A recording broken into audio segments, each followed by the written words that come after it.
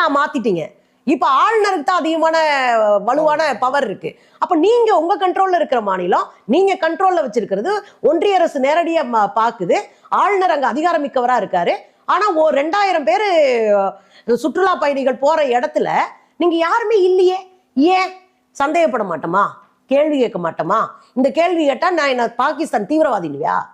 இந்த நாட்டுல அரச பயங்கரவாதத்துக்கு எதிராக மக்கள்கிட்ட நாங்க போய் பேசுறவங்க, மக்களுக்காக களத்துல நிக்கிறவங்க. ஆனா நீங்க எப்படி இதை பண்ண முடியும்? என்ன அயோக்கியத்தனது?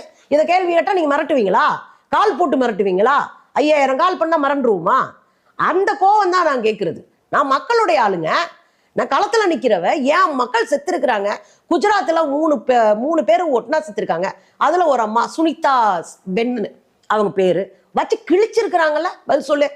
உனக்கு ஓட்டு போட மாட்டேனே நேரடியா மந்திரியை பார்த்து இணையமைச்சரை பார்த்து கேட்டிருக்கிறாங்க. ஒன்றிய இணையமைச்சர் என்ன கேட்டாங்க?